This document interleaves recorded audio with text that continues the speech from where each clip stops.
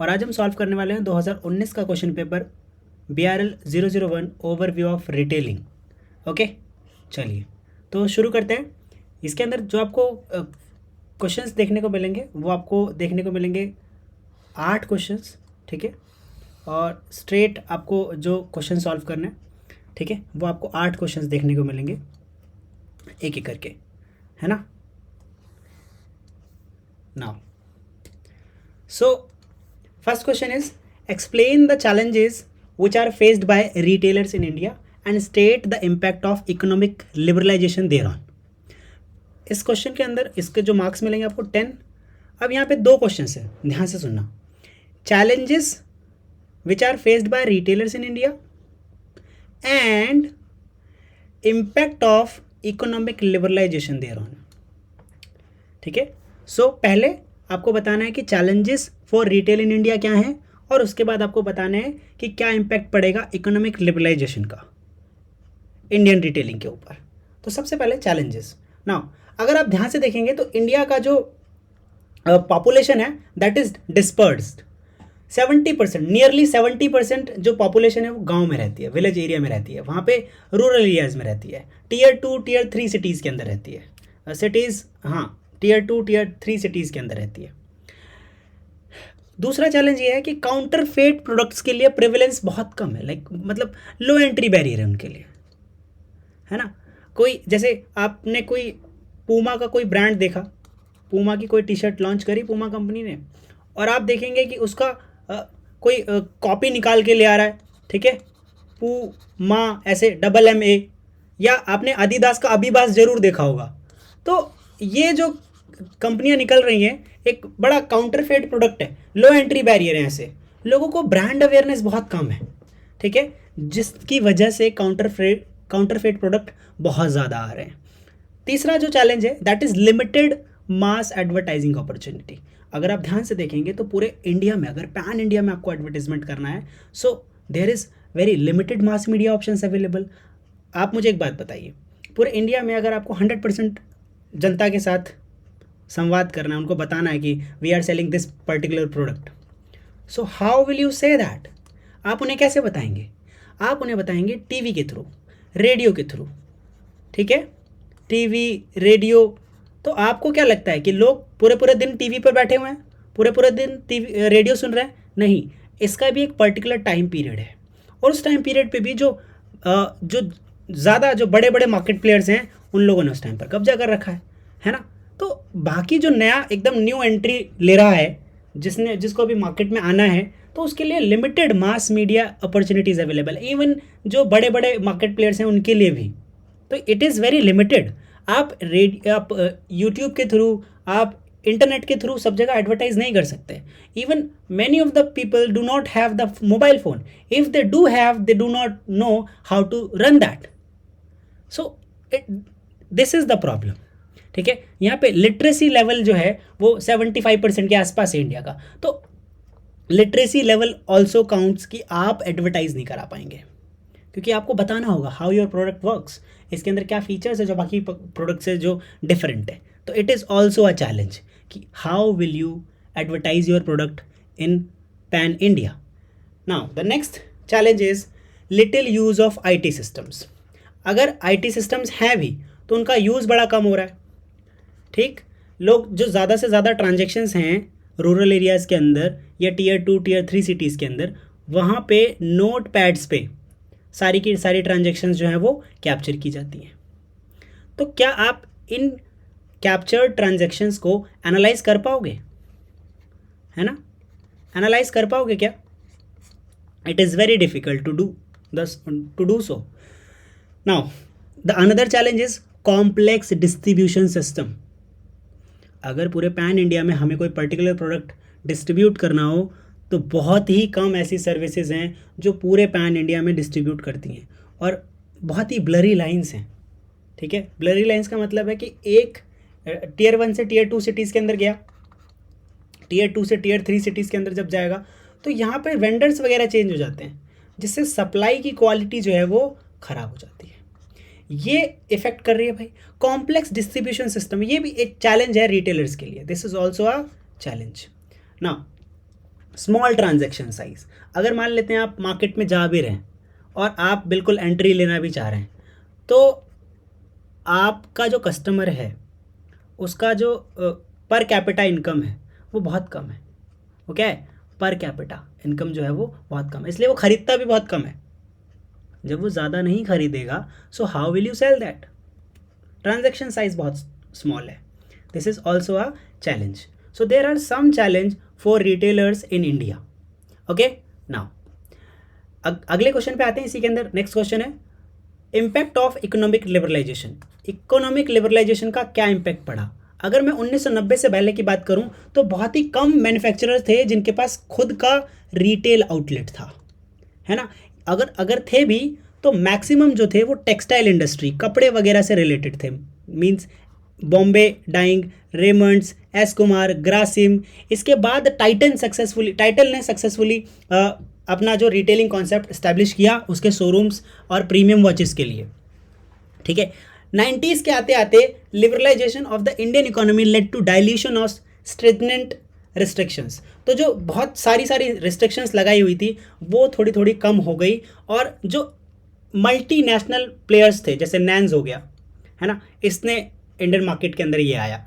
और इस टाइम तक जब जैसे ही एफडीआई आ जाता है ना, जैसे ही एफडीआई मार्केट में आ जाता है, फॉरेन डायरेक्ट इन्वेस्टमेंट, विदेशी पैसा आता है, अपने पास डॉलर आएगा, तो सिर्फ डॉलर नहीं, हाँ अभी फ़िलहाल तक तो डॉलर ही, विदेशी पैसा जब भी आ रहा है तो भाई क्या हो रहा है कि यहाँ पर एम्प्लॉयमेंट क्रिएट हो रही है ना। एम्प्लॉयमेंट क्रिएट होने के साथ साथ डोंट यू थिंक कि एक लोगों की जो परचेजिंग पावर है वो इंक्रीज़ होगी, लोगों की परचेजिंग पावर इंक्रीज़ होगी, ठीक है। Retail chains, domestic retailers like cotton world Mumbai का है, निरोला दिल्ली का है, विवेक एंड नीलगिरीज इन साउथ, ये क्या हुए, ये बढ़ने लग गए। रिटेल चेन्स इनकी अलग अलग लोकेशंस पर खुलने लग गई। The latter half of 1990s saw a fresh wave of entrants जो with a shift from manufacturer to pure retailers. अभी पहले क्या था कि 1990s तक या 1990 के मिड तक जो मैन्युफैक्चरर थे उनकी ही रिटेल यूनिट लग रही थी, जो बना रहा है वही रिटेल भी कर रहा है। इसके बाद जैसे फूड वर्ल्ड सुभिक्षा भारती के साथ आया, फूड वर्ल्ड आया, सुभिक्षा भारती आई, ठीक है, Nilgiris, FMCGs and FMCG products in foods and FMCG, Nilgiri आया दोनों चीज़ें लेके, फूड भी लेकर आया, ठीक है, और एफएमसीजी लेके भी।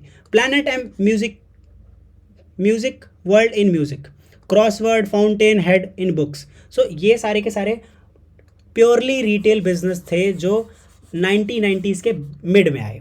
अब एफडीआई की अगर मैं बात करूं तो बहुत सारी चीज़ें जो हैं वो रिस्ट्रिक्शंस हैं, ठीक है, बहुत सारे रिस्ट्रिक्शंस अभी भी हैं। यहाँ पे देख लेते हैं कि क्या क्या रिस्ट्रिक्शंस पहले थी और अभी भी हैं, है ना, ठीक, clear. As the land allotment is a subject matter for states, central government is concerned with FDI approval in the sector. Political compulsion होने की वजह से opposition from left parties, the government has banned FDI in retailing since 1997। अब यहाँ जो ban लगा है ये 1997। At present foreigner investors only can enter through franchisee agreements. अब फ्रेंचाइजी से कैसे फ्रेंचाइजी में ही क्यों कर पा रहे हैं? क्योंकि यहाँ पे ओनरशिप नहीं रहती। आप फ्रेंचाइजी में जो भी ओनर होगा वो क्या करेगा, उनको सिर्फ फीस देनी होती है, वो ओन नहीं करते स्टोर, उनको बस फीस देनी होती है, ठीक है, क्लियर। नाउ अब जो फ्रेंचाइजी आएगा इसके बारे में मैं अलग से बताऊंगा। Multiple brands are till not allowed, है ना, बट गवर्नमेंट ने 49% के एफडीआई अलाउ किया है मल्टी ब्रांड सेगमेंट के अंदर। अब यहाँ कुछ केसेस हैं, कुछ पर्टिकुलर है, जैसे कैश एंड कैरी ट्रेडिंग के अंदर 100% तक एफडीआई अलाउड है। ये पहले भी था और अभी भी है। कैश एंड कैरी का एक एग्जांपल ले सकते हैं, मेट्रो कैश एंड कैरी, ठीक है, यहाँ पर आप जाएंगे तुरंत कैश देंगे, पैसा के साथ वो तुरंत आपको सामान दे देते हैं। सिंगल ब्रांड रिटेलिंग के अंदर अभी भी 100% अलाउड है, पहले भी था अभी भी है, ठीक, क्लियर। कुछ कंडीशंस हैं जो सिंगल ब्रांड रिटेलर्स के साथ थी वो भी रिलैक्स्ड कर दी गई हैं। मल्टी ब्रांड रिटेलिंग पहले भी नॉट अलाउड था लेकिन अभी 49%, यहाँ 51 गलत लिखा है, 49% जो है वो अलाउ किया गया है, ठीक है, कि जो फॉरेन कंपनीज़ हैं वो कितना इन्वेस्ट कर सकती हैं, कितना इन्वेस्टमेंट लगा सकती हैं, 49% तक का। ठीक है, चलिए now the next question is, यहाँ क्वेश्चन नंबर फिर बदल गया, that is 2, discuss the stages of consumer decision making process. ये बहुत ही इंपॉर्टेंट क्वेश्चन है, ठीक है, एग्जाम के पॉइंट ऑफ व्यू से ये हर दूसरे तीसरे साल में एक बार ज़रूर आ जाता है। सो कंज्यूमर डिसीजन मेकिंग प्रोसेस के जो 5 स्टेप हैं, पहला है नीड रिकॉग्निशन, दूसरा है सर्च फॉर इन्फॉर्मेशन, तीसरा है इवोल्यूशन ऑफ अल्टरनेटिव, चौथा है purchase decision and last but not least post purchase evaluation. पहले, अब जब भी आप कोई डिसीजन बनाते हैं, बीइंग अ कस्टमर, आपको कोई सामान खरीदना है तो ऐसे नहीं कि आप जाएंगे सीधा खरीद लेंगे, सबसे पहले आपको उसकी ज़रूरत महसूस होगी। कोई दोस्त आया और बोल रहा है कि भाई पबजी खेलोगे क्या? हमने बोला what is PUBG, I have only Nokia 1600, button वाला मोबाइल है मेरे पास, ठीक है, ओल्ड स्कूल्ड मोबाइल फ़ोन है। तो उसने कहा देखो भाई, फीचर फ़ोन से ना नए वाले मोबाइल पे आओगे तो आपको ये नया गेम खेलने को मिलेगा, ठीक है, क्लियर। तो मैंने कहा कि भाई ये, उसने क्या कहा कि ये ग्राफिकल, इसके अंदर ग्राफिक्स इतने बढ़िया है कि खेल के मज़ा आ जाएगा। अब एंटरटेनमेंट मेरा नीड था, मुझे पता चला कि अच्छा ऐसा भी कर सकते हैं। तो सबसे पहले क्या हुआ, नीड रिकॉग्निशन होगी। इन केस मुझे क्या करना है, अपने किसी मित्र को फ़ोन करना है, तो फ़ोन में कैसे कर सकता हूँ? पहली नीड मेरी क्या होगी कि कम्युनिकेशन, मुझे उससे क्या करनी है, बात। मुझे फ़ोन नहीं चाहिए, मुझे बात करनी है। बात कैसे कर सकते हैं, फिर ये ढूंढूंगा कि बात कैसे कर सकते हैं। Communication is a need. फिर मैं क्या करूँगा, इन्फॉर्मेशन सर्च करूँगा कि भाई कैसे बात कर सकते हैं। मुझे पता चलेगा कि 2 तरीके, मोबाइल फ़ोन से बात कर सकते हैं किसी से, if you have SIM and there is a balance in that, तो उसको यूज़ करने के लिए वी नीड मोबाइल फ़ोन। तो मोबाइल फ़ोन आपके पास 2 तरीके के आएंगे, एक ओल्ड स्कूल फीचर फ़ोन और दूसरा आएगा एंड्रॉयड स्मार्टफोन या कोई दूसरा जो भी स्मार्टफोन है, ठीक है, क्लियर। तो फिर हम सर्च फॉर इन्फॉर्मेशन पे जाते हैं। पहले हमें ज़रूरत महसूस होगी, उस ज़रूरत को पूरा करने के लिए क्या क्या चाहिए होगा, इसके लिए हम इन्फॉर्मेशन देखेंगे। फिर हम देखेंगे कि स्मार्टफोन या ओल्ड स्कूल मोबाइल फ़ोन में बेस्ट अल्टरनेटिव क्या है, अल्टरनेटिव्स हम ढूंढेंगे, उसको इवेलुएट करेंगे कि बेस्ट कौन सा रहेगा। हमने बहुत सारे मोबाइल फ़ोन देखे, कि टच स्क्रीन भी देखे और ओल्ड स्कूल भी देखे। फिर हमें समझ में आया कि अच्छा ऐसा करते हैं, हमें सिर्फ मोबाइल पे बात ही तो करनी है, कोई और ज़्यादा कुछ काम तो करना नहीं है। तो कम्युनिकेशन वाज अ नीड, तो उसके लिए हमने क्या कहा, सस्ता भी है, बढ़िया भी है, टिकाऊ, बढ़िया, मस्त। तो हमने इवेलुएट कर लिया किसको, ओल्ड स्कूल मोबाइल फ़ोन को। अब इसके बाद आता है परचेज डिसीजन, 4th स्टेप। हम क्या करेंगे, अप्रोप्रिएट परचेज डिसीजन बनाएंगे। हमने फॉर एग्जांपल क्या किया कि हमने यहाँ पे परचेज डिसीजन बना लिया, ड्यूरेबल चीप मोबाइल फ़ोन खरीद लिया नोकिया का, सिंपल नोकिया 1600, मज़ा आ गया भाई खरीद के, ठीक है। क्यों?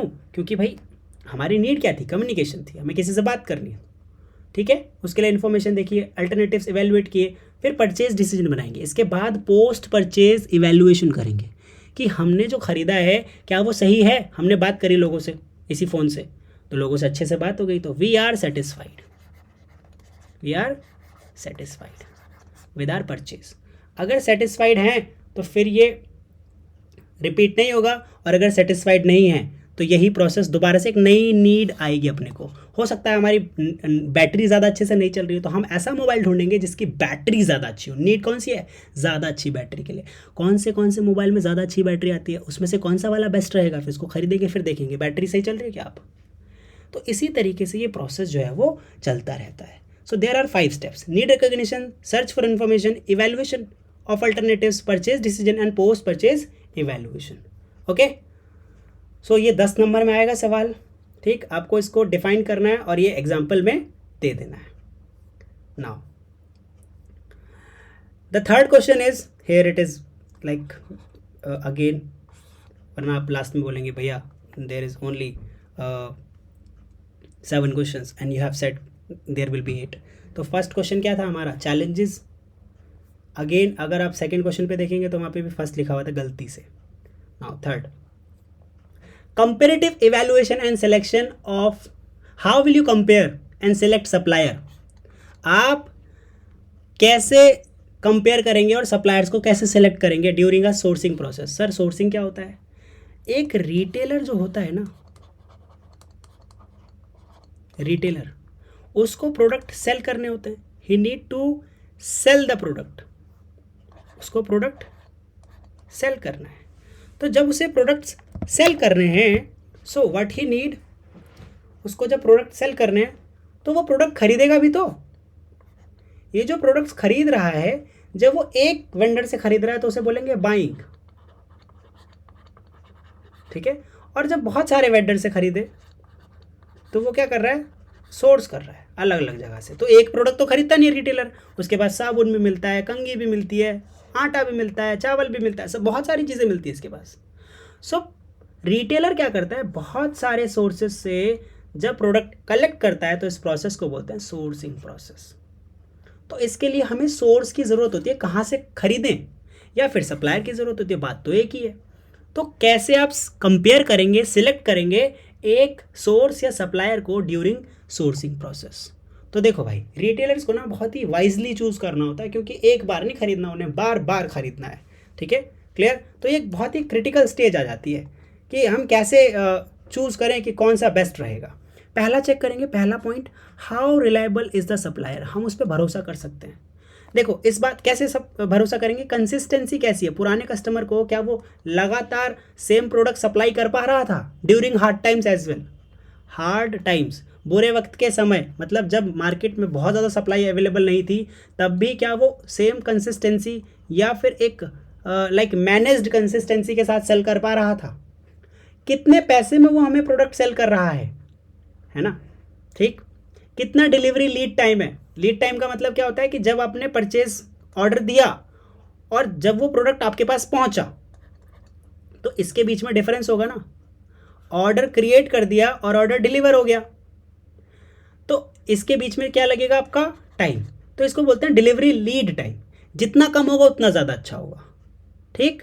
तो आपका डिलीवरी लीड टाइम कितना है, कई बार वो बोलता है भैया जब तक पैसे नहीं भेजोगे 20% हम आपके यहाँ से प्रोडक्ट भेजेंगे नहीं आगे, है ना। तो ये भी चेक करना है। एडिशनल सर्विसेज क्या क्या देता है, कोई क्रेडिट पीरियड देता है क्या, आपको बहुत सारा सामान खरीदना है, कुछ पैसे उधार रह गए, तो क्या वो क्रेडिट पीरियड देगा कि आप कितने दिन में दे सकते हो, 10 दिन, 5 दिन, 20 दिन, 50 दिन, किस तरीके से। Honesty and ethics of retail supplier, क्या वो ऑनेस्ट है, क्या वो एथिकल है। कभी कभी ऐसा होता है सप्लायर बोलते हैं सर बिना बिल के ले जाओ ना, आपको तो रिटेल ही करना है। सो it is not ethical, it is not ethical, he is not being honest with the near customers, तो वो आपके साथ कैसे रहेगा, सोचो। तो हमेशा ऑनेस्ट सप्लायर से ही माल खरीदना चाहिए आपको। क्या लगता है कि पॉसिबिलिटी कितनी है लॉन्ग टर्म रिलेशनशिप की इस सप्लायर या मैन्युफैक्चरर के साथ, कैसे पता लगेगा, उसके वो कितना फाइनेंशियल स्ट्रेंथ उसकी कितने लोगों को सप्लाई करता है, कितने रिटेलर्स उसके पास हैं, है ना, कितने सारे प्रोडक्ट्स के अंदर डील करता है। अगर वो फाइनेंशियली स्ट्रांग होगा, ज़्यादा कस्टमर्स होंगे, तो आपको लग जाना चाहिए कि भाई वो एक अच्छा सप्लायर है, वो लंबे टाइम तक आपका साथ देगा, ठीक है। क्या कोई रिस्क इन्वॉल्व है अगर आप उससे सामान खरीद रहे हो तो, है ना। जैसे उसने बोला कि सर बिना बिल के ले लो, तो कहीं ऐसा तो नहीं है कि वो बिलिंग वगैरह में कुछ हेर फेर वगैरह कर रहा है। तो so these are some of the factors जिससे आप क्या कर सकते हो, कंपेयर कर सकते हो बहुत सारे वेंडर्स के बीच में, और इवेल्युएट कर सकते हो एक बेस्ट वेंडर अपने लिए, कि आपके लिए बेस्ट वेंडर कौन रहेगा। 5 मार्क्स का क्वेश्चन है, 5 मार्क्स का। इसका थर्ड का ए पॉइंट है, how do you compare and select suppliers और सोर्सेज ड्यूरिंग सोर्सिंग प्रोसेस। इसका बी पार्ट जो है, explain in brief various type of store layout, हमें अलग अलग तरीके के स्टोर लेआउट्स बताने हैं, ठीक। सो स्टोर लेआउट होता क्या है, जैसे ये आप ध्यान से देखें, आपको स्टोर ऐसा दिखता है बाहर से, ठीक है, एक बाहर से ऐसी बढ़िया से कांच का शीशा लगा है, यहाँ पे हैंडल लगा हुआ है, एंट्री लिखा हुआ है, और ये रिटेलर है, ठीक है, सिंपल। नाउ थोड़ा सा शोर है, अवॉइड कीजिएगा, ये सब तो चलता रहता है ना, क्लास पे ध्यान दीजिए। नाउ ऐसे दिन भर अगर मैं यही सोचता रहूँगा कि कोई शोर होगा तो क्लास तो हो ही नहीं पाएगी, ठीक। खैर चलिए, तो टाइप्स ऑफ लेआउट के बारे में बात करते हैं। What is store. तो स्टोर तो आपको बाहर से ऐसा दिखता है, पर असल में होता नहीं है। स्टोर को बनाने के लिए चाहिए होता है एक स्टोर का प्लान, लेआउट डिज़ाइन चाहिए होता है कि एंट्री कहाँ से होगी, प्रोडक्ट कहाँ कहाँ रखे होंगे, बिलिंग कैसी जगह होगी, कौन सा प्रोडक्ट कहाँ पे डिस्प्ले पे लगा रहेगा, ये भी डिस्प्ले में लगा हुआ है, ये भी प्रोडक्ट डिस्प्ले में लगा हुआ है, ये भी प्रोडक्ट डिस्प्ले में लगा हुआ है, बहुत सारे प्रोडक्ट यहाँ पर जो है वो डिस्प्ले में लगे हुए हैं। तो ये जो आप लेआउट देख रहे हैं, स्टोर का प्लान देख रहे हैं कि कैसे कैसे कस्टमर आएगा और कैसे एंट्री लेगा, किस किस जगह से होकर जाएगा, ये क्या है, ये स्टोर का लेआउट है। व्हाट इज दैट, स्टोर का लेआउट। जैसे यहाँ पे आप देख रहे हैं कोई सेट रूल नहीं है कि यहाँ भी जा सकता है, यहाँ भी जा सकता है, ठीक है, डायरेक्ट इसे ये भी दिख जाएगा, यहाँ खड़ा हो गया तो भैया इसे हो सकता है कि ये भी दिख जाए इस पॉइंट का। So this is what, this is store layout. और ये कौन से टाइप का है, ये है free flow layout. Store layout क्या है, एक ऐसा डिजाइन है जिसमें स्टोर का इंटीरियर सेटअप होता है। Store layouts generally show the size and location of each department. कोई परमानेंट स्ट्रक्चर होगा, फिक्सचर्स कहाँ कहाँ रखे जाएंगे, कस्टमर ट्रैफिक कैसे पैटर्न, हम उसको कैसे मैनेज करेंगे कि कितने ज़्यादा लोग यहाँ पर भीड़ इकट्ठा हो जाएगी कि नहीं हो जाएगी, अगर ऐसा हुआ तो उनको मैनेज कैसे करेंगे, these all will be managed by store layouts. तो पहले टाइप का जो स्टोर लेआउट है that is free flow layout. इसमें इस स्टोर में ना कोई भी ऐसे फिक्स्ड अरेंजमेंट नहीं होते कि आपको यहीं से कुछ सामान खरीदना है या यहीं से कुछ रखना है, कुछ दिखाना है, ठीक, क्लियर। एक बात और, however if too many fixtures are used it can create overcrowded effect. Some fashion store chain use a free flow layout in order to create an image of lifestyle that is corresponding to the garment being sold. तो वो क्या करते हैं, यहाँ पे display लगा देते हैं, यहाँ पे प्रोडक्ट्स रख देते हैं, गोंडोलाज वगैरह लगा देते हैं, ठीक। सो इससे क्या होता है, उनके स्टोर का लुक बढ़ जाता है। अब अगर दूसरे टाइप की इसके एडवांटेजेस की बात कर लेते हैं, advantages and disadvantages of free flow layout.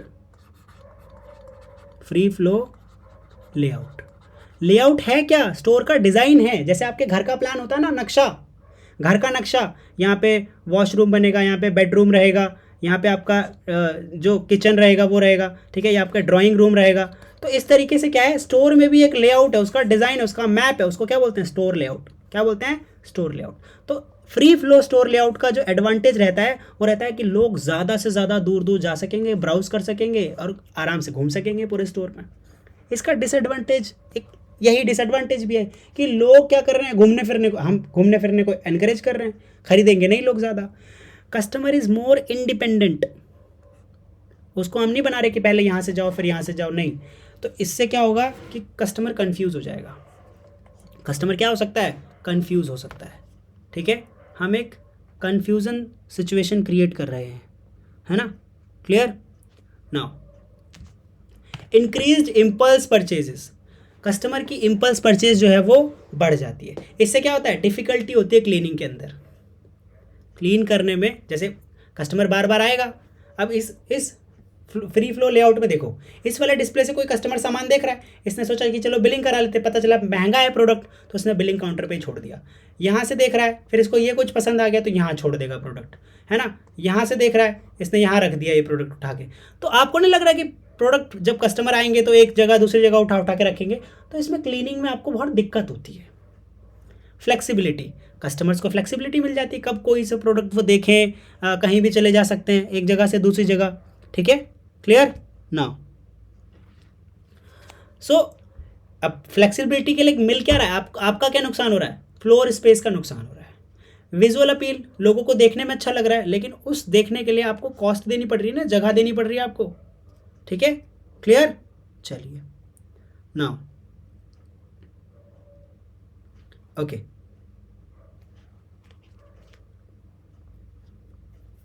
हाँ, ग्रिड लेआउट की बात करें, these tend to have defined aisles and space for product. यहाँ पे आप देखो, ये एक तरीके का लेआउट है, इसमें आप ध्यान से देखोगे तो ग्रिड है। अब यहाँ लिखा नहीं है, यहाँ पे मैं लिख देता हूँ एंट्री है, ये क्या है, एंट्री है, ये बिलिंग काउंटर है,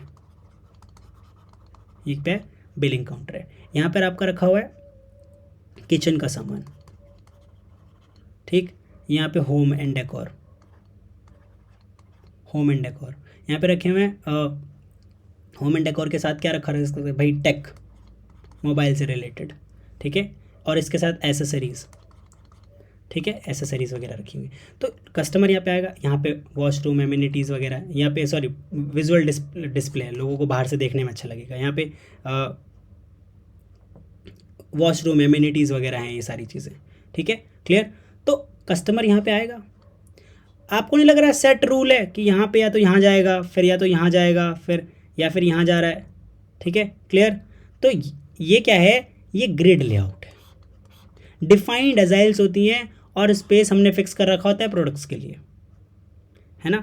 कस्टमर एक ऑर्डर्ड वे में घूमते हैं इस लेआउट के अंदर। ठीक, इसको आप, ये आपको देखने को कहाँ मिलेगा, सुपरमार्केट और कन्वीनियंस स्टोर के अंदर आपको देखने को मिलेगा। ठीक है, अब इसके एडवांटेजेस और डिसएडवांटेज के बारे में बात कर लेते हैं। आपका कॉस्ट बड़ा कम लगता है, प्लेन और अनइंटरेस्टिंग होता है, बहुत ज़्यादा प्लेन है ये, सिंपल सा है, सादा। अंदर गए, आपको एक पहले ये दिख रहा है, एसेसरीज दिख रही है, फिर उसके बाद टेक दिख रहा है, फिर उसके बाद home and appliances, kitchen, that is, है ना। नो, चलिए एक एक करके बात करेंगे आगे। कस्टमर की फेमिलियरिटी बढ़ जाती है, कस्टमर को पता चल जाता है कि कौन से सेक्शन में क्या क्या मिल रहा है। इससे क्या होता है, लिमिटेड ब्राउजिंग। ये डिसएडवांटेज भी तो है साथ के साथ। मर्चेंडाइज का एक्सपोजर होता है, एक सेक्शन पे गया, उसको बहुत सारे मर्चेंडाइज उसी का दिख रहा है, लेकिन स्टिमुलेशन और रश्ड शॉपिंग बिहेवियर, पता लगा उसी का प्रोडक्ट को खरीदने के लिए बहुत सारे लोगों की भीड़ है, तो वहाँ पे रश हो जाएगा, है ना। Ease of cleaning, limited creativity in decoration. अगर आप देखो कि रैक वाइज रखा रहता है सामान, रैक से उठाया, रैक में रख दिया, जगह ही नहीं मिलेगी उसको दूसरी जगह रखने की, तो वो वहीं से उठाएगा, वहीं से रखेगा जहाँ से उसने उठाया, क्योंकि दूसरी जगह क्या है, दूसरे साइज़ का प्रोडक्ट रखा हुआ है, दूसरे प्रोडक्ट रखे हुए हैं। ठीक, क्लियर ना। सिंप्लीफाइड सिक्योरिटी, है ना। और यहाँ शॉपलिफ्टिंग का इशू आ जाता है, शॉपलिफ्टिंग, ठीक है, ये प्रमोट होती है। सो अगर सिक्योरिटी सिंप्लीफाइड हो जाती है तो ना। चलिए क्वेश्चन नंबर 4, जैसे एक एक क्वेश्चन बढ़ रहा है तो अब आगे मैं बताऊंगा नहीं, आप अपने आप ही समझ जाना। ठीक है, clear. So question number 4 is define retail atmospherics. पहले तो एटमॉस्फेरिक्स, रिटेल एटमॉस्फेरिक्स को आपको डिफाइन करना है, उसके बाद आपको ये बताना है कि एक्सटर्नल एटमॉस्फेरिक्स और इंटरनल एटमॉस्फेरिक्स क्या होते हैं एग्जांपल्स के साथ। ठीक है, तो इसके 2 नंबर है डेफिनेशन के, बाकी 8 नंबर में से 4 नंबर एक्सटर्नल के हैं, 4 नंबर इंटरनल के हैं। एक एक करके बात कर लेते हैं दोनों के बारे में। Now store atmospherics. Store atmospherics is the ambience created within the retail store. Retail store के अंदर जो भी हम एम्बियंस क्रिएट कर रहे हैं वो एक बड़ा इम्पैक्ट क्रिएट करता है। क्या करता है, इम्पैक्ट क्रिएट करता है कस्टमर्स पे। ठीक, आपके स्टोर के अंदर प्रोडक्ट कैसे दिख रहा है, कस्टमर क्या कर सके, डिसीजन ले सके परचेज करने का, है ना। स्टोर का एटमॉस्फेयर कैसा है, क्या क्या सारी चीज़ें कम्युनिकेट कर पाएँ प्रोडक्ट्स के साथ, इन्फ्लुएंस कर पाए उनका परचेज डिसीजन, इम्पल्स परचेजेस बढ़ पाएँ। ठीक है, इम्पल्स परचेज बढ़ जाए, इम्पल्स परचेज देखते के साथ ही लोग खरीद लेते हैं। ठीक है, तो रिटेल एटमॉस्फेरिक्स 2 तरीके के होते हैं, एक्सटर्नल बाहर से देखने में कैसा लग रहा है, और अंदर का इनका एटमॉस्फेयर कैसा है। स्टोर के बाहर देखकर हम कैसे एटमॉस्फेयर बता सकते हैं, स्टोर का एंट्रेंस देखने में कैसा है, डिस्प्ले विंडो कैसी लगी हुई है, साइन बोर्ड कौन से यूज़ कर रहे हैं, पार्किंग फैसिलिटी कैसी है, सीसीटीवी की सिक्योरिटी है कि नहीं है, बेटर लाइटिंग कंडीशंस है कि नहीं है ना। इंटरनल एटमॉस्फेरिक्स की अगर मैं बात करूँ तो स्टोर की इमेज कैसी है देखने में, हाँ, म्यूज़िक कौन सा चल रहा है वहाँ पे, टेम्परेचर कैसा है, वॉल हैंगिंग्स कैसी लगा रखी हैं, स्टैंडिंग फिक्सचर्स कौन कौन से यूज़ कर रहे हैं। So these are internal atmospherics. Wall hanging तो बाहर लगा नहीं सकते। ठीक है, क्लियर। चलिए तो एक एक करके बात करेंगे इनके बारे में। Store entrance, the most common store entrance alternatives are shuttered cover, modular fabrication, pre fabricated structure and in prototype store front. जैसे मैं आपको बताऊं कि आप लोगों के आसपास कहीं मैरिज हॉल होता है, मैरिज हॉल का जो एंट्री गेट होता है ऐसा राजशाही जैसा नहीं बना रखा होता उन लोगों ने, ऐसे राज दरबार जैसा एक बड़ा सा स्ट्रक्चर खड़ा कर लेते हैं।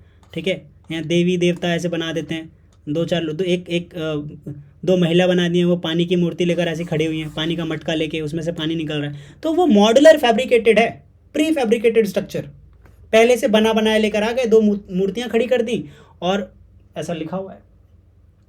आप अगर मैकडोनल्ड्स में जाएंगे, वहाँ पे एक मैकडोनल्ड्स का वो पुतला जो रहता है एम करके, आई एम लविंग इट, उसकी टी शर्ट पे लिखा रहता है पीला सा, और वो व्यक्ति बैठा रहता है कुर्सी पे, और उसके साथ लोग जा के फ़ोटो खिंचवाते हैं।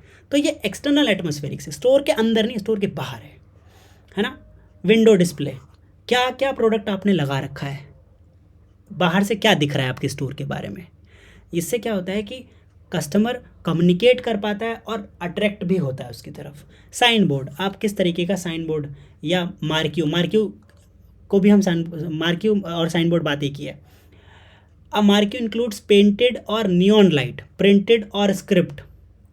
जैसे फॉर एग्जांपल पिज़्ज़ा हट, कैसे लिखा रहता है पिज़्ज़ा हट, पिज़्ज़ा हट ऐसे लिखा रहता है ना कर्सिव राइटिंग में, उनका बोर्ड ऐसे लगा रहता है। ठीक, मैकडोनल्ड्स का एम बना रहता है ऐसे बड़ा सा, है ना, यहाँ लिखा रहता है मैकडोनल्ड्स। चलिए, so these are what, these are sign boards. Parking facilities कैसी अवेलेबल है आपके पास, ये भी आपके एक्सटर्नल एटमॉस्फेरिक्स में जान डाल देती हैं कि क्या पार्किंग अवेलेबल है भी या नहीं। अगर होती है तो लोग ज़्यादा खुश हो जाते हैं, ज़्यादा खुश का मतलब है कि उनको ऐसा रिलीफ फील होता है कि अच्छा कम से कम यहाँ पे पार्किंग तो अवेलेबल है। Like most of the stores in Delhi they do not have enough parking space. Enough means enough, like such में नहीं है। टेम्परेचर कैसा स्टोर के अंदर, म्यूज़िक किस तरीके का यूज़ कर रहे हैं हम लोग, है ना। The right temperature makes a difference. अगर आपके स्टोर के अंदर एक बढ़िया टेम्परेचर है तो it can create a difference, है ना। आप कस्टमर्स को रिलैक्स फील करा सकते हैं स्टोर के टेम्परेचर से। इतनी गर्मी हो रही है आजकल, कितनी हो रही है, बहुत गर्मी हो रही है ना। तो ये जो गर्मी से रिलीफ मिलेगा किससे, टेम्परेचर से। आदमी सही टेम्परेचर में रहेगा तो सही सोच पाएगा ना। ठीक, चलिए क्वेश्चन नंबर 5 के ऊपर बढ़ते हैं। तो 5 में 2 क्वेश्चन मिलेंगे आपको, मतलब हमेशा नहीं, यहाँ पे दे रखा है। पहला है explain the concept of visual merchandising in retailing with the help of examples. तो पहले इसको एक्सप्लेन कर लेते हैं, फिर बी क्वेश्चन पे चलेंगे। Now visual merchandising includes various aspects like store floor plan, कि आपके स्टोर पे क्या क्या अवेलेबल है ना। स्टोर की विंडोज़ कैसी हैं, कौन से साइन यूज़ कर रहे हैं, मर्चेंडाइज डिस्प्ले में क्या लगा रखा है, आपने स्पेस का डिज़ाइन कैसा बना रखा है, क्या क्या फिक्चर्स का यूज़ कर रहे हैं, कौन से हार्डवेयर्स का यूज़ कर रहे हैं, है ना, क्लियर।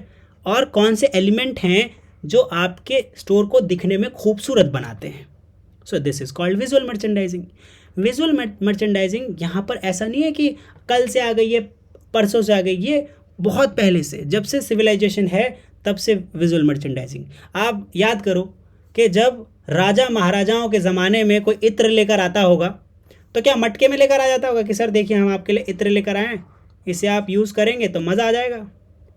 नहीं, वो छोटी सी खूबसूरत शीशी में, रंग बिरंगी कांच की शीशी में लेकर आते थे जिसे देखने में अच्छा लगे, और ऐसे मखमली कपड़े पर रख कर देते होंगे, है कि नहीं, क्लियर है ना, जिससे राजा को देखकर अच्छा लगे। तो ये ऐसा नहीं है कि आज पहली बार हम लोग पढ़ रहे हैं विजुअल मर्चेंडाइजिंग, कैसा बाहर से दिखने में लग रहा है स्टोर, अंदर से कैसा लग रहा है, बहुत पहले से। ठीक है, क्लियर। चलिए एग्जांपल्स की बात कर लेते हैं। विजुअल मर्चेंडाइजिंग अगर मैं बात करूं अमेजॉन, फ्लिपकार्ट जैसी वेबसाइट पे, तो जैसे आप इनकी वेबसाइट पे एंट्री करते हो तो आपको बहुत सारे प्रोडक्ट दिखते हैं ना। एक बैनर चलता रहेगा ऊपर 40% ऑफ ऑन किचन अप्लायंसेस, उसके बाद आ जाता है mobile, this mobile is going to launch on this date. वो बैनर चलते रहते हैं ऊपर, रनिंग क्राउजल्स। फ्लिपकार्ट, ईबे, सभी जो ई रिटेलर्स हैं, ठीक है। तो ये इस तरीके से क्या करते हैं, साइट का लेआउट डिज़ाइन करते हैं। इनका जो साइट लेआउट होता है ना, असल में वो क्या होता है, स्टोर का लेआउट। जैसे हमारा फिजिकल स्टोर लेआउट है, वो साइट का लेआउट, कि इस कोने में क्या दिखाएंगे हम, है ना। यहाँ पे लिस्ट दिखाएंगे, यहाँ पे साइन अप साइन इन का बटन दिखा देंगे, यहाँ पे प्रोडक्ट का बैनर दिखा देंगे, ठीक है। यहाँ पे कैटेगरीज दिखा देंगे, यहाँ पे पूछ लेंगे उसको कोई ऐड दिखा देंगे, ठीक। यहाँ पे प्रोडक्ट की लिस्ट मोस्ट विजिटेड दिखा देंगे इस सेक्शन में। तो वो पूरे के पूरे जो वेबसाइट का स्क्रीन पेज है आपका, उसको क्या करते हैं, पूरा डिज़ाइन करते हैं। जैसे हम लोग यहाँ पे फिजिकल में स्टोर लेआउट डिज़ाइन करते हैं ताकि आपको देखने में अच्छा लगे, ऐसे ही वो वेबसाइट की स्क्रीन को डिज़ाइन करते हैं। ठीक है, clear. It is same like store design. Visual merchandising in India अगर मैं आज की बात करूँ तो प्रमोट हो रहा है, ठीक है। अभी भी बहुत ही कम लेवल पर आपको यहाँ पे देखने को मिलेगा, ठीक है। इंडिया के अंदर, पर लोग अभी धीरे धीरे शिफ्ट हो रहे हैं विजुअल मर्चेंडाइजिंग की तरफ। ठीक, चलिए now the next question is describe the features of rural market in India. देखो, what are the features? Certain features differentiate the rural market from the urban market. तो ये कौन से हैं? अब फीचर्स उनके हमको लगता है कि पॉजिटिव ही होगा, कभी कभी नेगेटिव फीचर्स भी होते हैं, लाइक ठीक। तो स्टैंडर्ड ऑफ लिविंग, जितने भी रूरल मार्केट होते हैं उनका स्टैंडर्ड ऑफ लिविंग जो रहता है as compare to urban areas, it is more concern about the necessities. वो नेसेसरी प्रोडक्ट्स खरीदते हैं, लग्जूरियस प्रोडक्ट उतना ज़्यादा नहीं खरीदते जितना वो नेसेसरी प्रोडक्ट खरीदते हैं। So this has to be kept in mind कि हम कौन सा प्रोडक्ट रूरल एरिया के अंदर, रूरल मार्केट्स के अंदर सेल करने जा रहे हैं। यहाँ पे दूसरा फीचर है, मार्केट बहुत स्कैटर्ड है, छतराया हुआ है। ऐसा नहीं कि सारे के सारे प्रोडक्ट एक ही जगह खरीदे जा रहे हैं, एक ही जगह बेचे जा रहे हैं। इट्स नॉट लाइक दैट, है ना? ठीक है, हाँ, नाउ क्लियर? चलिए,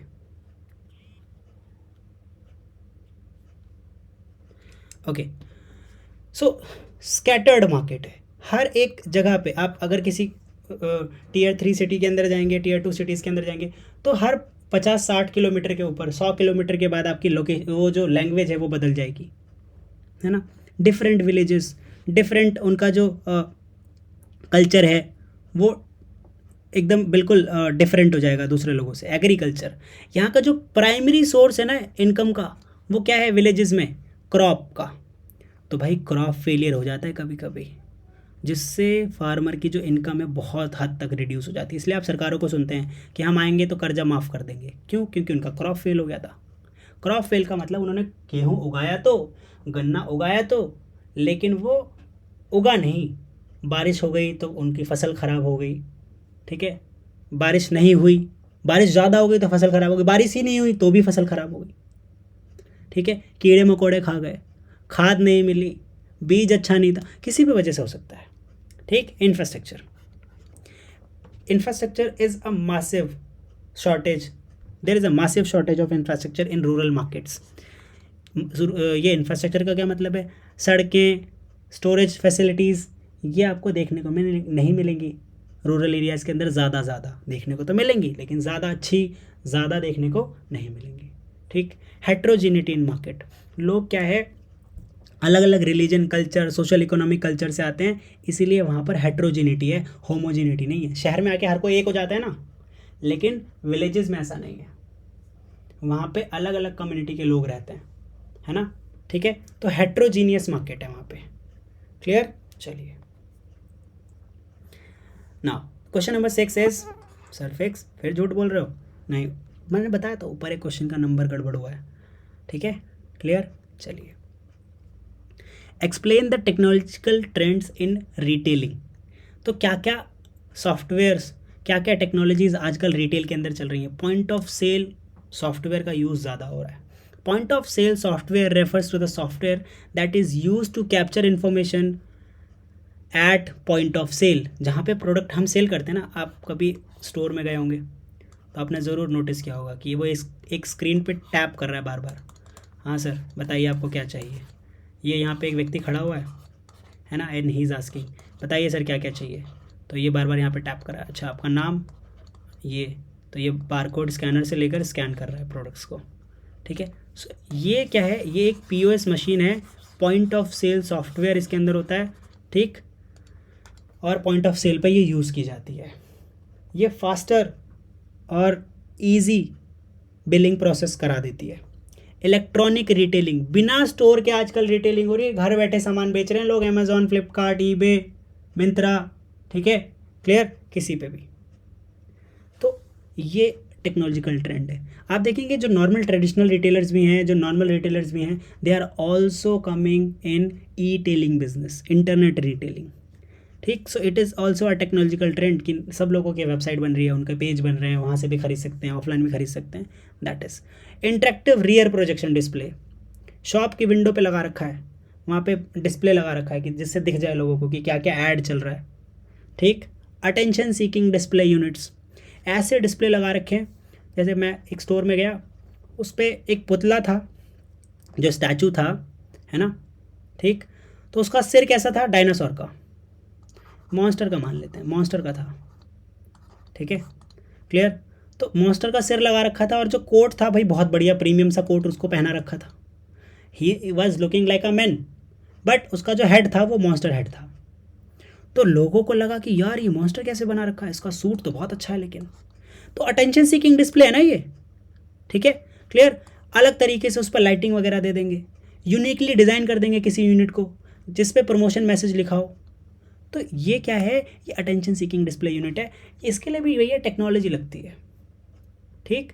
वेंडिंग मशीन्स आजकल बहुत ज़्यादा चलन में है, आप नोटिस करेंगे तो जो मेट्रो है ना, दिल्ली मेट्रो या कहीं की भी मेट्रो है, मुंबई मेट्रो, आजकल कोलकाता में भी है, ठीक है, तो यहाँ पे क्या है, vending machine, ticket vending machine आपको देखने को मिल जाएगी।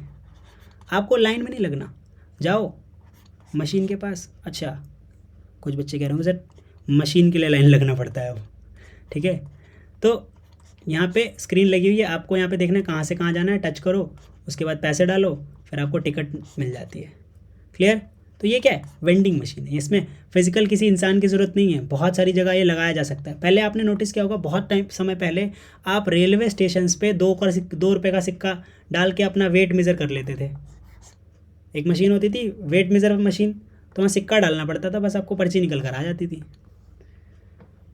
ठीक। अब ये लोग कमेंट कर रहे होंगे जिसने नकली नकली सिक्का डाला होगा उसके अंदर कोशिश ज़रूर किया होगा। हाँ, कितने लोग हैं भाई नकली सिक्का डाल के वेट मेज़र करने वाले लोग, ठीक है, कमेंट में ज़रूर बताना ना। हैंड हेल्ड कंप्यूटर डिवाइसेस मतलब मोबाइल वगैरह फ़ोन, इसका भी बड़ा यूज़ किया जा रहा है। और जो हैंड हेल्ड पीओएस की बात कर रहा हूँ मैं यहाँ पे, ठीक है, आजकल इसका भी बड़ा ट्रेंड चल रहा है। आपके पास बहुत सारे लोग आते हैं, वो तुरंत ही पीओएस पे आपकी डिटेल्स वगैरह लिख कर और प्रोसेस करा देते हैं बहुत सारी चीज़। अगर आप कोटक महिंद्रा बैंक वगैरह आपने कभी इनका अकाउंट खुलवाया तो एक व्यक्ति आता है आपके साथ और एक कुछ मशीन लेकर आता है अपने साथ, तो वो क्या होता है, हैंड हेल्ड पीओएस होता है, हाथ से चलाने वाला पॉइंट ऑफ सेल मशीन। तो वो उसी से सारा काम कर देता है आपका। जैसे आप लोग आधार कार्ड बनवाने गए थे, उसने एक फिंगरप्रिंट लगाया था और एक मशीन और होती है उनके पास, उससे वो सारा का सारा डेटा चेक कर लेते हैं। सिंगल मशीन से सब वो कर रहे हैं, एक छोटी सी हाथ में मशीन है उनकी। मैं फिंगरप्रिंट वाले की बात नहीं कर रहा, और सिर्फ सिंगल मशीन, कोई कंप्यूटर लेंस वगैरह ऐसी कुछ चीज़ नहीं है, उसी से फ़ोटो खींच रहे हैं, उसी से स्कैन कर रहे हैं, उसी से बना रहे हैं। सो दैट इज़ क्या, हैंड हेल्ड पीओएस डिवाइसेस। और इस तरीके के कंप्यूटर डिवाइसेस भी और भी तरीके के आते हैं बहुत सारे काम करने वाले। RFID, आप लोगों ने फास्टैग ज़रूर सुना होगा, पेटीएम का, पेटीएम पे फास्टैग लगा रहता है, पेटीएम पे नहीं, पेटीएम का फास्टैग कार के ऊपर, जिससे जब आप टोल टैक्स के थ्रू गुजरते हो तो आपको टोल टैक्स कैश देना नहीं पड़ता, आपके अकाउंट से डिडक्ट हो जाता है, आपने अगर फास्टैग अकाउंट में ऐड कर रखे होंगे तो, ठीक है, क्लियर। हाँ, ठीक है, चलिए ना, तो इसको हम क्या बोलते हैं, स्मार्ट टैग बोलते हैं बेसिकली। इससे क्या होता है, पता चल जाता है कि उसमें पैसे हैं, कट गए। इसी तरीके से हम RFID का यूज़ अपने बिजनेस में भी करते हैं, कपड़ों के ऊपर जो भी हमारे प्रोडक्ट है उसके ऊपर स्टिकर कर देते हैं इसको, और बिलिंग करते टाइम स्कैन कर लेते हैं कि इसका बिल हो गया है जी पास। जिसका बिल नहीं हुआ होता ना, वो रोक देता है, बोलता है भैया बीप दे देगा, रेड बीप दे देगा कि इस प्रोडक्ट का बिल नहीं हुआ है, दोबारा जाओ बिल करवा के लेके आओ, मतलब पास करवा के लेके आओ इसको। तो स्मार्ट टैग लगा रहता है उसमें। That is now question number 7। इसमें भी आपको 2 पार्ट देखने को मिल रहे हैं, 5 मार्क्स यहाँ पे, 5 मार्क्स अगले इसमें। So how would you measure the performance of retail store, explain with examples. तो पहला आप ये चेक करोगे कि आपकी परफॉर्मेंस चेक करनी है, तो कितनी जल्दी आपका पैसा वापस मिल जाएगा। मतलब जब हमसे कोई बिज़नेस करने के लिए कहता है तो हम बोलते हैं कि भाई देखो एक बात है, हम पैसा लगा तो दे रहे हैं, जैसे किसी बिज़नेस में हम 10 लाख रुपए लगा रहे हैं,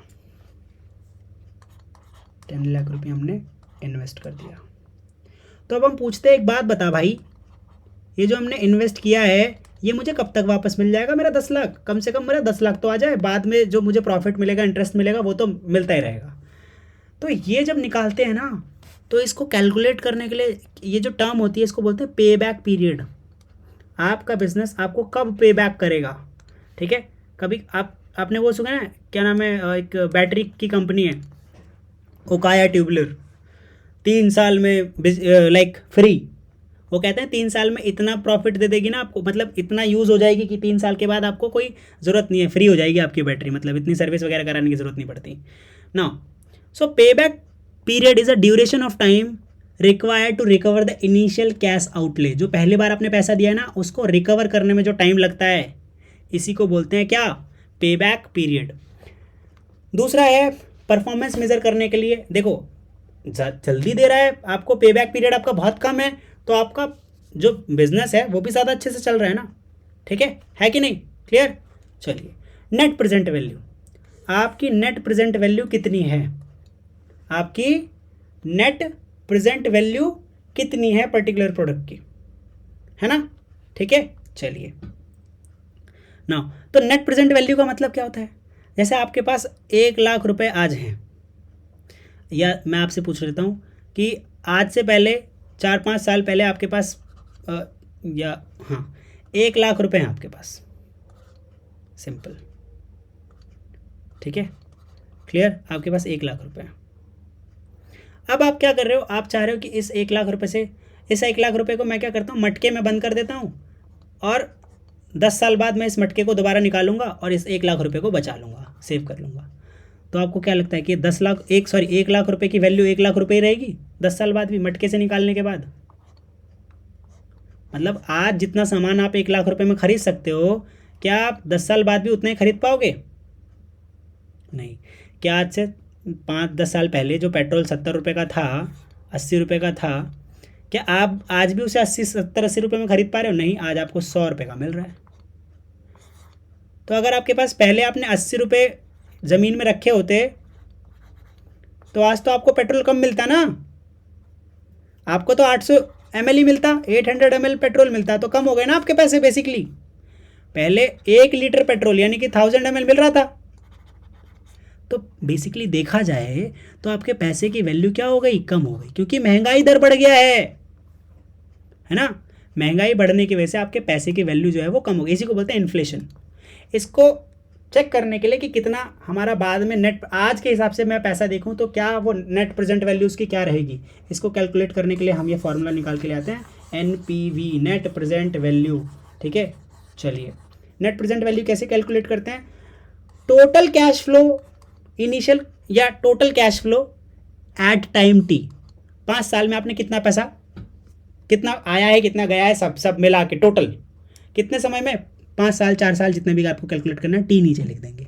1 प्लस रेट ऑफ रिटर्न या फिर डिस्काउंट रेट, उसकी पावर कितनी, T, 4-5 साल जितनी भी थी। इसको जब आप कैलकुलेट करेंगे तो आपको मिलेगा नेट प्रेजेंट वैल्यू।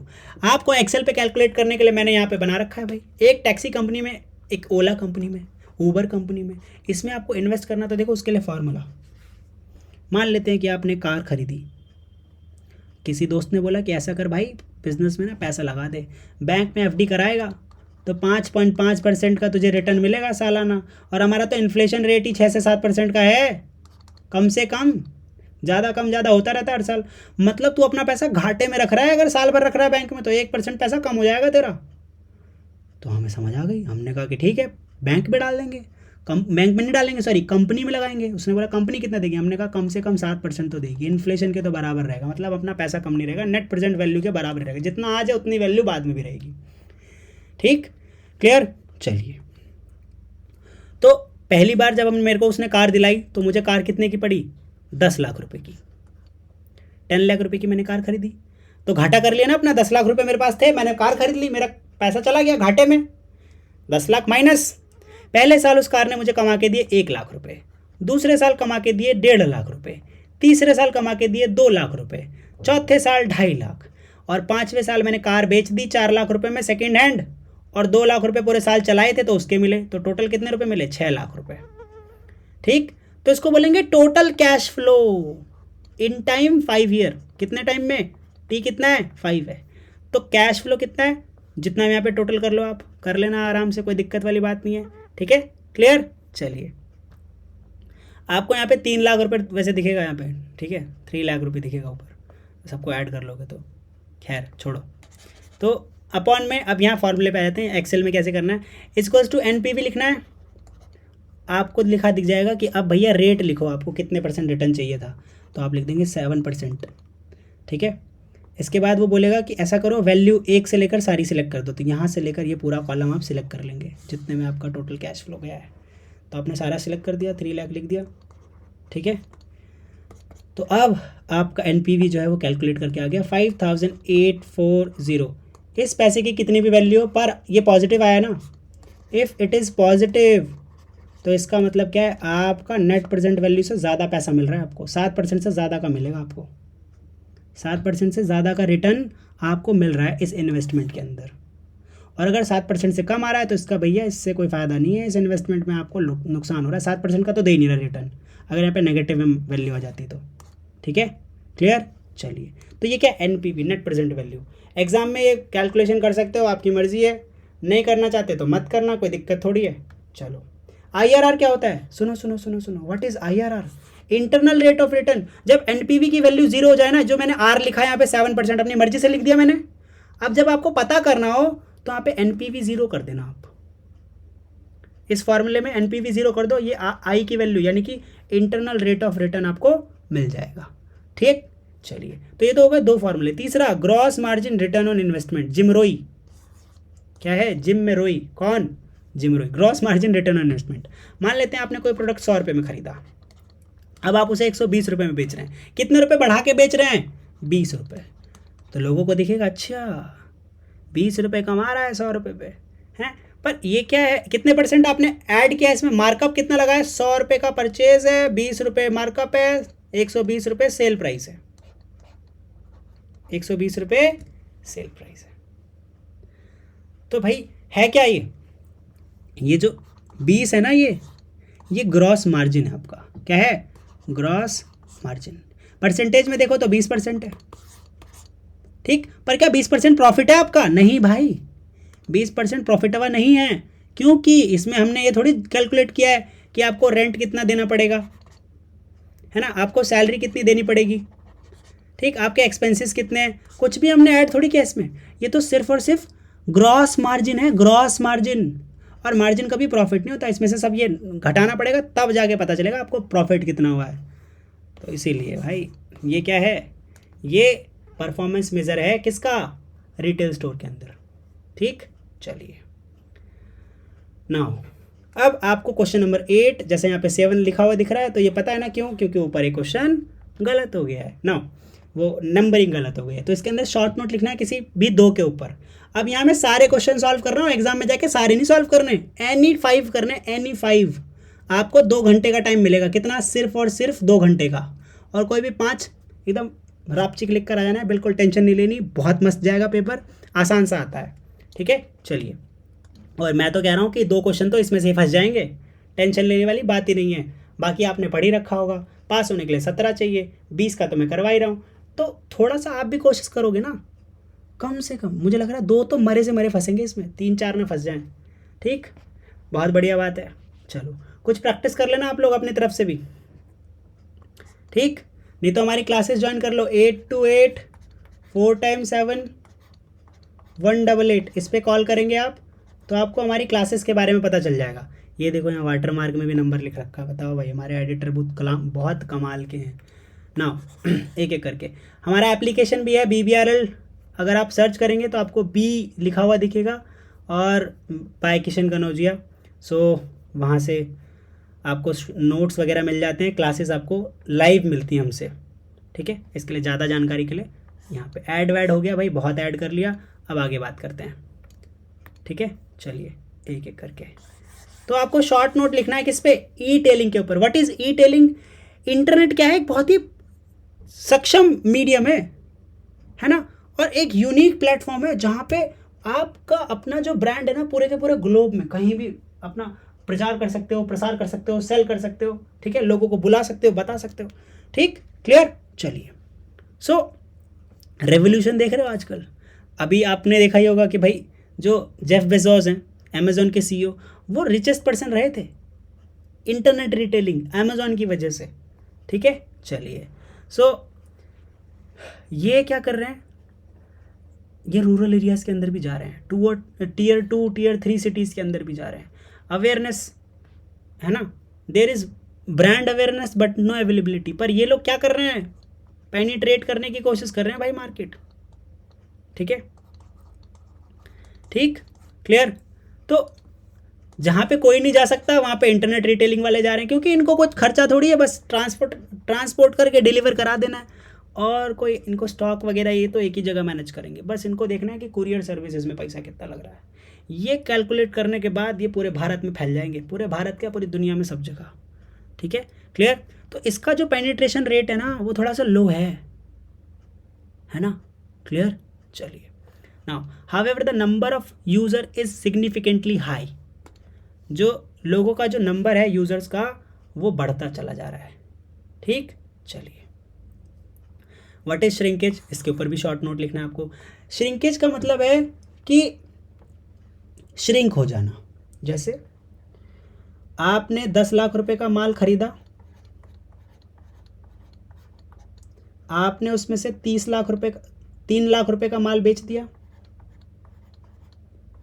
3 लाख रुपए का माल सोल्ड कर दिया, तो अब आपके पास कितने का बचना चाहिए, 7 लाख रुपए का।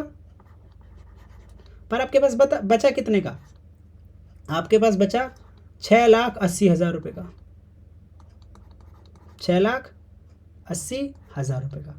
तो 20,000 कहाँ गए, ये जो 20,000 गायब दिख रहे हैं ना, ये क्या हो गए पता नहीं है आपको कहाँ गए। या तो ये चोरी हो गए, शॉप लिफ्टिंग हो गई है इनकी, ठीक, या तो ये एम्प्लॉयज़ ने चुरा लिए हैं, या तो ये ख़राब हो गए हैं, या फिर इतने रुपए का डिस्काउंट एक्स्ट्रा दे दिया गया है, धोखेबाजी हो गई है किसी चीज़ में। इससे टोटल इन्वेंट्री पे फ़र्क पड़ा ना। जब आपने क्या किया, ऑडिट किया, सारी चीज़ों को चेक किया दोबारा से, तो क्या मिला, 20,000 रुपये के प्रोडक्ट आपको मिले नहीं। तो ये क्या है, श्रिंकेज है। और ये एक बहुत बड़ी दिक्कत है रिटेलर्स के लिए, है ना, क्लियर। चलिए, तो अब इससे निपटे कैसे, इसका कॉज क्या होता है। Shop lifting is number 1 source of shrinkage. और सारी की सारी श्रिंकेज जितनी भी होती है ना, 35%, ये हम नहीं बता रहे, ये बता रहा है नेशनल रिटेल फेडरेशन, क्लियर। ये ड्यू टू शॉप लिफ्टिंग होती है। कस्टमर, समझ रहे हो, हाथ साफ कर जाते हैं प्रोडक्ट के ऊपर। कभी कभी क्या होता है कि मतलब बिना बिलिंग करे हमसे कुछ गड़बड़ हो जाती है तो भी चला जाता है, पर आप तो समझ ही रहे हो कि असल में होता क्या है, तो समझ रहे हो, है ना, क्लियर। तो अब ऐसे बुराई नहीं कर सकते कस्टमर्स की, तो है ना। ना तो जो सेकंड बिगेस्ट सोर्स है श्रिंकेज का वो है एम्प्लॉय थेफ्ट। घर में सांप पाल रखे हैं, नहीं ऐसा नहीं है, सब एक मछली पूरे तालाब को गंदा कर देती है। सारे एम्प्लॉयज़ चोर नहीं होते, कुछ एम्प्लॉयज़ ऐसा कर देते हैं क्योंकि उनको लगता है उनकी सैलरी कम है, हमको ऐसे ले लेना चाहिए, तो पर ठीक है ना। तो ऐसा नहीं करना चाहिए, लेकिन आपको बिल्कुल भी नहीं करना चाहिए ऐसा, ठीक है। It can include pocketing cash. आप क्या कर रहे हो, गले में से पैसे निकाल के अपनी जेब में रख रहे हो। डिस्काउंट अब्यूज़, किसी अपने जानने पहचानने वाले लोगों को ज़्यादा डिस्काउंट दे रहे हो, ठीक है। अंडर रिंगिंग, क्या बता ही नहीं रहे भैया क्या आया है, ठीक है, क्लियर। इस तरीके का रिफंड दे रहे हो उन लोगों को जिनको देना भी नहीं चाहिए। तो इससे क्या होता है, आपकी जो श्रिंकेज है वो बढ़ जाएगी ना, आपकी इन्वेंट्री जो है उसमें घट जाएगा सामान। Now let's write a short, इसका देखो, इसको कॉम्बैट करने के लिए क्या कर सकते हैं हम लोग, cash management solution, digital cash drawer. हाँ भाई, बहुत ही खतरनाक चीज़ है डिजिटल कैश ड्रॉवर, ठीक। अलग अलग कंपनियां लगाने लग रही हैं इसे। इसमें जितने का स्कैन करोगे ना, तो उसने दिखाया 500 रुपये का बिल हुआ, तो अगर सर ने 500 रुपये ऑनलाइन पे कर दिया तो ड्रॉर खुलेगा ही नहीं। और अगर सर ने ऑफलाइन पे किए हैं, उसने बोला ऑफलाइन पे किया है, तो ये सिर्फ 500 वाले डब्बों को खोलेगा, उस वाली क्लिप को ऊपर उठाएगा, बस वहाँ 500 रुपये का नोट रख सकते हो और कुछ निकाल नहीं सकते। नहीं तो ऊपर जितने लोग बैठे हैं ना, सबको पता चल जाएगा सॉफ्टवेयर के थ्रू। डिजिटल कैश ड्रॉअर थोड़ी खतरनाक सी चीज़ आ रही है अब मार्केट के अंदर ना। प्राइवेट ब्रांड्स के बारे में बात कर लेते हैं, शॉर्ट नोट लिखना है। प्राइवेट ब्रांड या फिर प्राइवेट लेबल जो होते हैं, ये मैन्युफैक्चर किए जाते हैं थर्ड पार्टी मैन्युफैक्चरर से, और ये रिटेलर अपना नाम लगा के चलाते हैं इस पर, मैन्युफैक्चर्ड बाय रिटेलर्स, ऐसा कह सकते हो। ऐसे ब्रांड जो रिटेलर्स चलाते हैं, इन ब्रांड को बोलते हैं प्राइवेट लेबल या फिर प्राइवेट ब्रांड्स, है ना। ऐसे ब्रांड जो रिटेलर्स चलाते हैं, इन ब्रांड्स को बोलते हैं प्राइवेट ब्रांड्स या प्राइवेट लेबल, ठीक है, क्लियर। चलिए, नाउ फॉर एग्जाम्पल आपने जावेद हबीब का नाम सुना होगा, हेयर सैलून चलाते हैं बहुत तगड़ा, इनके खुद के शैम्पूज भी आते हैं, हेयर स्पा, बहुत सारी चीज़ें आती हैं इनके। क्यों? इनको पता है कि हम हेयर कट करके तो पैसा कमा ही रहे हैं, भैया कुछ ऐड ऑन कमा लेंगे, प्रोडक्ट बेच के भी अपने नाम से बनवा लेते हैं, हम तो बहुत जगह बेच रहे हैं, खुद का सेल्फ मेड ऐसा। ठीक, क्लियर? चलिए, क्यों करते हैं ये ऐसा? क्योंकि इसमें फ़ायदा है। क्या क्या फ़ायदा है? हम इसकी प्रोडक्शन को कंट्रोल कर सकते हैं, कितना बनाना है हमारे हाथ में तो है। थर्ड पार्टी मैन्युफैक्चरर जो रिटेलर की डायरेक्शन पे काम कर रहा है, उससे ही तो काम करवाना है कि क्या क्या डालना है भाई इसमें, कितना करना है, कितना बनाना है, कितनी क्वांटिटी पैक करनी है, that is all. Control pricing के ऊपर भी रहता है, हमें इसका कितना रुपए में बेचना है, ये हमारे ऊपर है। अडेप्टिबिलिटी, ठीक, कि हम अपने रिटेल स्टोर के साथ इसके साथ कैसे इसको अडाप्ट कर ले रहे हैं। हमारी ब्रांडिंग कंट्रोल कर लेता है ये, इससे हम अपनी ब्रांडिंग भी कंट्रोल कर सकते हैं। ठीक है, क्लियर? चलिए, तो रिटेलर का नाम बढ़ता है, जाहिर सी बात है। कंट्रोल ओवर प्रॉफिटेबिलिटी, हमारी प्रॉफिटेबिलिटी भी इससे जाहिर सी बात है इंक्रीज़ होगी। अगर हम खुद का प्रोडक्ट बेचेंगे तो कुछ पैसा तो इससे ही कमाएंगे ना, है ना? That is. Now types of store layout. अब कुछ कंपोनेंट है स्टोर लेआउट के कि हम इसमें चेक करते हैं स्टोर का डिज़ाइन कैसा रहेगा, कस्टमर फ्लो कैसा रहेगा, है ना? तो ये दो मोस्ट इंपॉर्टेंट कंपोनेंट हैं रिटेल स्टोर लेआउट के। और स्टोर लेआउट इसलिए डिज़ाइन करते हैं कि कस्टमर कैसे आ पाए, जा पाए, उसको कौन सा प्रोडक्ट डिस्प्ले हो, कौन सा फिक्सचर्स हमने लगा रखा है स्टोर के अंदर, कौन सा प्रोडक्ट किस कैटेगरी सेक्शंस के अंदर रखा है, तो वो स्टोर लेआउट क्या करता है, ईज़ प्रोवाइड कराता है। ठीक है, हम स्टोर के अंदर जितना भी स्पेस है उसको स्ट्रेटेजिकली यूज़ कर पाते हैं with the help of store layouts. तो यहाँ पे दो तरीके के लेआउट मैंने आपको ऊपर ही समझा रखे थे। ऊपर तो मैंने ग्रिड लेआउट समझा रखा था, ऊपर क्वेश्चन नंबर में जाओगे 3 या 4, कमेंट करो कौन से क्वेश्चन पे है ना। सो ग्रिड लेआउट ये बहुत ही कॉमन है, सुपरमार्केट हाइपरमार्केट के अंदर यूज़ होता है, ड्रग स्टोर्स के अंदर, हाइपरमार्केट में यूज़ नहीं होता, सॉरी, सुपरमार्केट्स में यूज़ होता है। ठीक है, हाइपरमार्केट के किसी डिपार्टमेंट में ज़रूर यूज़ हो जाएगा, सब जगह यूज़ नहीं होता। ड्रग स्टोर्स, ठीक, इससे क्या होता है, हम ज़्यादा से ज़्यादा स्पेस को यूज़ कर पाते हैं। रेस ट्रैक या लूप लेआउट, इसमें हम चाहते हैं कि पूरा कस्टमर जो है ना, ये यहाँ से यहाँ तक चला जाए, पूरा का पूरा एक प्रिस्क्राइब्ड पाथ होता है कि एंट्री यहाँ से है, एग्ज़िट यहाँ पे है। पता है क्यों? हम चाहते हैं कि वो पूरा का पूरा स्टोर देख कर आए, जहाँ से एंट्री लेना सर, एग्ज़िट यहाँ से नहीं है, वापस जाइए, यहाँ से एग्ज़िट है, बोलते हैं ना वो लोग। वो चाहते हैं कि घूम के देखो सर, हमने इतना बड़ा स्टोर लूप लेआउट बना रखा है और आप ऐसे ही जा रहे हो, हैं, देख कर आओ सब जगह। ठीक, चलिए, तो इससे हम क्या कर रहे हैं, ट्रैफिक भी कंट्रोल कर रहे हैं। ठीक है, so that's all for today's class. मिलते हैं आप लोगों से, ठीक है। For classes contact 8284x7 188। My name is Kishan Kanaujia, signing off. मिलते हैं, all the very best for your exams guys. ठीक है, all the very best for your exams. बहुत ही आसान आपका जो है क्वेश्चन पेपर आएगा, बहुत ज़्यादा आसान आएगा, बिल्कुल टेंशन लेने वाली बात नहीं है। पिछले 4-5 साल के क्वेश्चन पेपर सॉल्व करोगे तो मज़ा आ जाएगा। पर सर आप फिर पढ़ा के रहो, जो भी बच्चे इंटरेस्टेड है ना, आप खुद सोच लो, क्वेश्चन सॉल्व करने में इतना मज़ा आ रहा है तो पूरी रिटेल की जो बुक है ना, ये इसमें बहुत ही ज़्यादा वैल्यूएबल इन्फॉर्मेशन है। अगर आप 3 साल पढ़ लेंगे ना, मुझे नहीं लगता कि फिर आप कहीं जॉब वगैरह करेंगे। एक आपका माइंडसेट बन जाएगा कि how to do a business, how to deal with retail sector. आप इसकी पूरी की पूरी फंक्शनिंग जान जाएंगे, कैसे एक छोटी सी कंपनी बहुत सारे अपने वेंचर्स ओपन कर लेती है। So that's all for today's class. मिलते हैं नेक्स्ट वीडियो में। Thank you for listening. Okay guys.